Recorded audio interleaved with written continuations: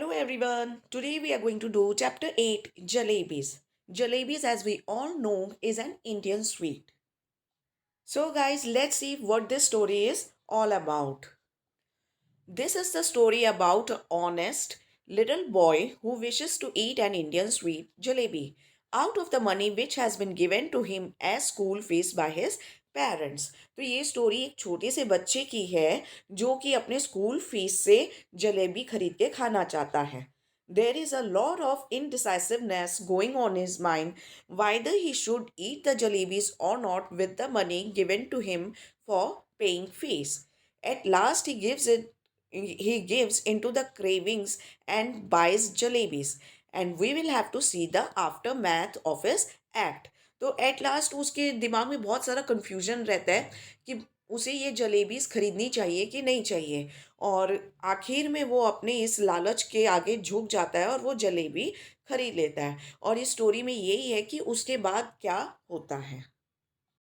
So first of all, we will see that this lesson Jalebis is written by Ahmad Nadeem Kazmi in Urdu and was translated into English by Sufia Pathan. तो ये जो story है, ये जो lesson है jalebis, इसको लिखा गया है अहमद नदीम काजमी द्वारा उर्दू में, और इसका फिर ट्रांसलेशन किया गया इंग्लिश में by Sufiya Pathan.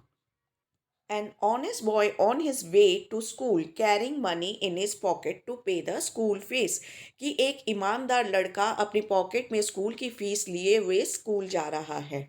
The sight of crisp, syrupy jalebi in the market excites him, and the coins in his pocket begins to jingle। कि वो जो दृश्य था एक तो क्रिस्प, कुरकुरी और रसे भरी जलेबी का, वो उसको बहुत ज़्यादा अंदर से एक्साइट करता है, उसके अंदर एक इच्छा जगाता है कि इस जलेबियों को खा लो। और वो जो कॉइन्स होते हैं उसके पॉकेट में, फीस वाले कॉइन्स, वो भी खनकने लगते हैं, मतलब कहने लगते हैं हाँ हाँ खरीद के खा लो इन्हें। After a long debate with himself he yields to the sweet temptation. अब अपने संग ही एक लंबी बहस के बाद वो क्या करता है कि इस मीठे लालच के आगे झुक जाता है, वो इसे खाने के लिए फोर्स्ड हो जाता है कि हाँ हाँ खाना ही चाहिए इस जलेबी को। It happened many years ago. I was in the fifth standard at the government school Khambelpur, now called Atak। कि बहुत साल आगे हुआ था। मैं फिफ्थ स्टैंडर्ड में था गवर्नमेंट स्कूल में खम्बेलपुर नाम के जगह में, जिसे अब अटक बुलाया जाता है। One day I went to school with 4 rupees in my pocket to pay the school fees and the fund। कि एक बार मैं स्कूल गया अपने पॉकेट में 4 रुपए लेके, जो कि मेरे स्कूल की फीस थी और फंड था। When I got there, I found that the teacher who collected the fees, Master Ghulam Mohammed, was on leave, and so the fees would be collected the next day। तो जब मैं school पहुंचा तो मैंने देखा कि master Ghulam Mohammad, जो वो टीचर जिनको फीस कलेक्ट करना था, वो छुट्टी पे थे और फीस अगले दिन कलेक्ट होना था। All through the day the coins simply sat in my pocket. कि सारे दिन वो कॉइन्स मेरे पॉकेट में पड़े हुए थे। But when school got over and I was outside, they began to speak. कि लेकिन जैसे ही स्कूल ख़त्म हुआ, ओवर हुआ, और मैं स्कूल के बाहर गया, वो कॉइन्स बातें करने लगे। All right, coins don't talk. कि ठीक है कॉइन्स बातें नहीं करते। दे जिंगल और गो खनक खनक। वो जिंगल करते हैं, मतलब खनकने की आवाज़ करते हैं, या खनक खनक बजते हैं। But I am telling you that day they actually spoke. पर मैं आपको बता रहा हूँ उस दिन वो कॉइन्स सच में बोल पड़े। One coin said, what are you thinking about. एक कॉइन ने कहा कि तुम क्या सोच रहे हो। Those fresh hot jalebis coming out of the kadhai in the shop over there, they are not coming out for nothing. कि एक कॉइन ने कहा कि वो जो एकदम ताज़ी ताज़ी हॉट जलेबीज है, गर्मा गर्म जलेबी है, जो कढ़ाई में से निकाली जा रही है उस दुकान पे, वो सिर्फ ऐसे ही नहीं निकल रही हैं। Jalebis are meant to be eaten. Jalebi खाने के लिए होते हैं। And only those with money, और सिर्फ वही लोग जिनके पास पैसा है, in their pocket can eat them. कि जिनके पॉकेट में पैसा हो वही उन्हें खा सकते हैं। And money isn't for nothing. और मनी इसी तरह नहीं होता बिना काम के। Money is meant to be spent and only they spend it who like jalebis. कि मनी खर्चने के लिए होता है और सिर्फ वही खर्चते हैं जिनको जलेबी खानी होती है, जिन्हें जलेबी पसंद होता है खाना। लुक हेयर यू 4 रुपीज, देखो इधर तुम सारे 4 रुपए। आई सेड टू देम, उस बच्चे ने उन कॉइन्स को कहा। I am a good boy, मैं अच्छा लड़का हूँ। डोंट मिस गाइड मी और it won't be good for you.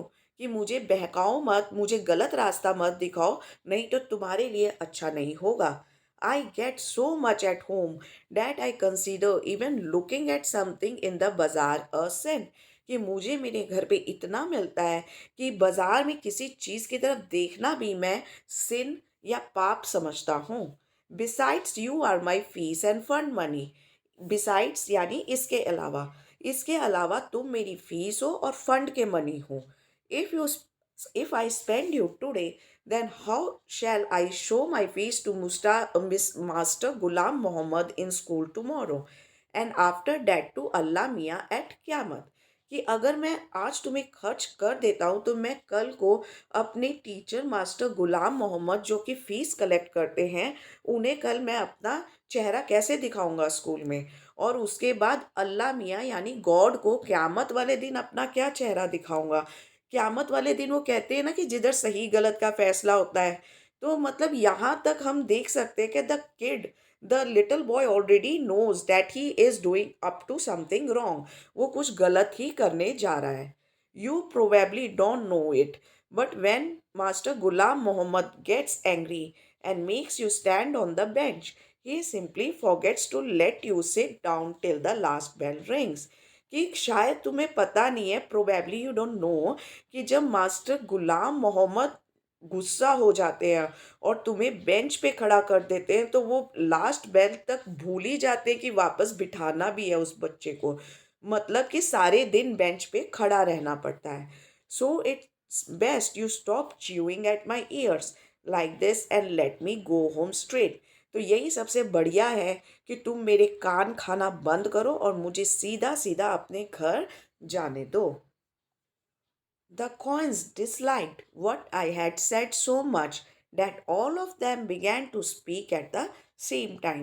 तो जो भी इस बच्चे ने अभी तक किया था वो बच्चा कह रहा है कि उन कॉइन्स को इतना ज़्यादा नापसंद आया था कि वो सारे एक ही समय पे बोल पड़े। There was such a clamor that passer-by in the bazaar stared, eyes wide with surprise, at me and my pocket। कि वो इतना ज़्यादा कोलाहल मचा रहे थे, इतना ज़्यादा शोर मचा रहे थे कि बाजार में पासर्स बाय उसकी तरफ, उस बच्चे और उसके पॉकेट की तरफ देखने लगे, आंखें फाड़ फाड़ के या आंखें बड़ी हैरानी से बड़ी बड़ी खोल कर। The coin of those days the ratchet thing made so much more noise too. और उस समय के जो कॉइन्स होते थे वो इस तरह के बने हुए होते थे, रैचेट थिंग या यहाँ पे मनहूस बोला गया है, होते थे कि वो और भी ज़्यादा नॉइस बनाते थे। Finally, in a panic, I grabbed all four of them and held them tight in my fist and then they were silent। तो फिर मैं एकदम घबरा कर, पैनिक होकर उन सब को अपने फिस्ट में, अपने मुट्ठी में जोर से ग्रैब कर लिया, बंद कर लिया, और फिर वह सारे के सारे कॉइन्स चुपचाप हो गए। After taking a few steps I लूजन my grip. कि थोड़ी दूर जाने के बाद मैंने अपना पकड़ ढीला किया। Immediately the oldest coin said, here we are trying to tell you something for your own good and you try to strangle us instead। तो जैसे ही उसने पकड़ ढीली की तो सबसे बड़े वाले कॉइन ने बोला कि यहाँ हम तुम्हारे कुछ भले के लिए बोल रहे हैं और तुम उल्टा हमें दबाने की कोशिश कर रहे हो। Tell me honestly now, don't you feel like eating those hot hot jalebis. कि अब तुम हमें ईमानदारी से बताओ कि क्या तुम्हारा मन नहीं कर रहा वो गरम गरम जलेबी खाने का। And then if you end up spending us for today, won't you get the scholarship money tomorrow. और उसके बाद फिर भी अगर तुम हमें आज खर्च कर देते हो तो क्या तुम्हें कल को स्कॉलरशिप की मनी नहीं मिलेगी, यानी कि फीस तो तुम्हें पे करना ही नहीं पड़ेगा। Sweets for with the fees money, fees with the scholarship money, end of the story. कि स्वीट्स यानी जलेबी खरीद लो फीस की पैसे से, फीस भरा जाएगा स्कॉलरशिप के पैसे से। बस बस कहानी खत्म, किस्सा खत्म, पैसा हजम। What are you saying isn't right, I replied. But it isn't that wrong either. कि जो तुम कह रहे हो वो सही नहीं है, मैंने जवाब दिया, उस बच्चे ने जवाब दिया, लेकिन ये इतना गलत भी नहीं है। Listen, stop blabbering and let me think. कि सुनो, अपनी बकबक बंद करो, ब्लैबरिंग मीन्स बकबक, अपनी बकबक बंद करो और मुझे सोचने दो। I am not a common sort of boy. मैं कोई आम लड़का नहीं हूँ। But then this jalebis are no common sort of jalebis either. But फिर ये जलेबी भी कोई कॉमन या आम जलेबी नहीं है। They are crisp, fresh and full of sweet syrup. कि ये क्रिस्प है, कुरकुरे हैं, फ्रेश यानी ताज़ा है, और पूरी तरीके से मीठी चाशनी से भरे हुए हैं। My mouth watered, but I wasn't about to be swept away so easily। कि मेरे मुंह में पानी आ गया, पर मैं इतनी जल्दी बहक जाने वालों में से नहीं था। In school I was among the most promising students. कि स्कूल में मैं सबसे ज़्यादा promising स्टूडेंट्स था, मतलब जिससे सबसे ज़्यादा उम्मीद हो। In the fourth standard exams I had even one a scholarship of ₹4 a month. कि फोर्थ क्लास में, अभी ये बच्चा फिफ्थ क्लास में, तो वो बता रहा है कि फोर्थ क्लास में उसने तो एक स्कॉलरशिप भी जीती थी, जिससे उसे ₹4 हर महीने दिया जाता था। Besides I came from a particularly well to do family, so I enjoyed considerable prestige. इसके अलावा मैं एक बहुत ही अच्छे फैमिली से आता हूँ, जिसके चलते मुझे मेरी इज्जत थोड़ी खास है। I had never once been beaten so far. अभी तक एक बार भी मेरी पिटाई भी नहीं हुई है। On the contrary, master ji had got me to beat the other boys. इसके उलट मास्टर जी ने मुझे दूसरे बच्चों को मुझसे पिटवाया है। For a child of such status standing there in the middle of the bazaar eating jalebis. कि ऐसे इतने ऊंचे इज्जत वाले बच्चे के लिए उस बाजार के बीच में खड़े होकर जलेबी उसे खाना चाहिए। No, it wasn't right, I decided. फिर वो बच्चा कहता है कि उसने डिसाइड किया कि नहीं नहीं, ये सही नहीं होगा इस तरह जलेबी खाना। I clench the rupayas in my fist and came home. कि मैंने अपने मतलब मुट्ठी में पैसे को जकड़ा पकड़ा और मैं वापस घर आ गया। ये बच्चा बता रहा है। The coins were so keen on being spent that day, they kept up their attempts at persuasion till their voices began to choke। और ये जो कॉइन्स थे उस दिन इतना ज़्यादा खर्च होने के लिए उत्सुक थे कि उन्होंने अपनी कोशिशों को जारी रखा जब तक, मतलब मुझे मनाने के लिए कि हाँ खर्च दो, तब तक जब तक कि उनके खुद की आवाज़ घुटने ना लगे।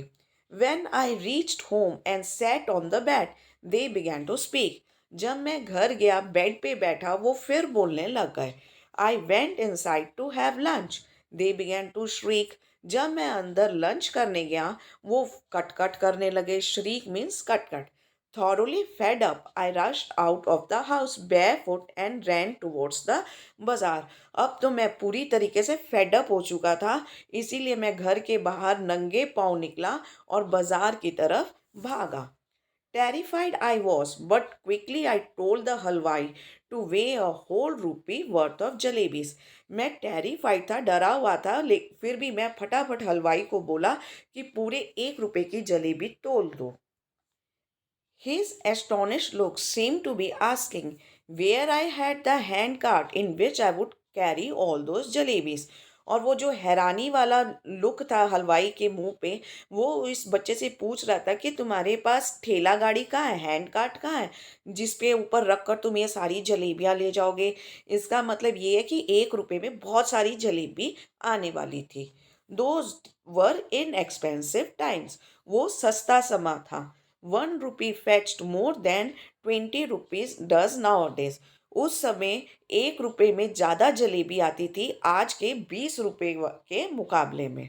The halwai opened up a whole newspaper and heaped a pile of jalebis on it. तो हलवाई ने क्या किया, एक पूरा न्यूज़पेपर खोला और उस पर पूरे जलेबियों का ढेर लगा दिया. Now we are going to look at the theme of this lesson, and also we are going to do the question answers. So this is the theme of the story. Jalebi is a short story about a child dilemma after he spends his school fees on mouth-watering jalebis. In the story, we can come across the theme of innocence, यानी कि ना समझी बहुत जब बच्चा innocent होता है, childhood prayers and integrity. The narrator is a young boy who gives in to the temptation of eating jalebis. Thus, in this story, we see that the author has masterfully crafted a story of child innocence which is overwhelmed by the greed of eating jalebis. Now we are going to do question answers from number 1 to 5. Question number 1. Why didn't he pay the school fees on the day he brought money to school? Answer. The boy couldn't pay the school fees on the day he brought it to school because the teacher, Master Ghulam Muhammad, was on leave. Question number 2, part 1. What were the coins saying to him? Answer. The coins in the boy's pocket urged him to buy hot and fresh jalebis. Question number 2, part 2. Do you think they were misguiding him? Answer. Yes, the coins were misguiding him because the money was meant for paying school fees. Question number 3. Why didn't he take the coins advice? Give 2 or 3 reasons. Answer. Initially, the boy didn't take the advice of the coins seriously for a couple of reasons.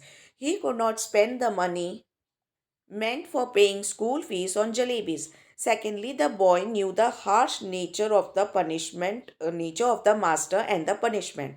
And the third reason you can also give, that he knew that he belonged to a reputed family, so he couldn't do all these things. Question number 1 part question number 4 part 1. What did the oldest coin tell him? Answer. The oldest coin convinced him that they were telling him for his own good. He can pay his fee next day with his scholarship money. So he should not suppress his desire for jalebis. Question number 4, part 2. Did he follow his advice? If not, why not? Answer. No, he didn't follow his advice because he was a promising student. He was from a good family of repute. He didn't want to bring defame to it. Question number 5. He reached home with the coins in his pocket. What happened then? Answer. After reaching home, he couldn't suppress his temptation for fresh jalebis. He rushed to the shop of halwai and bought jalebis and enjoyed them. So guys, this was your part 1. For the other parts, do visit our channel and also do not forget to subscribe and like and share. Thank you very much everyone.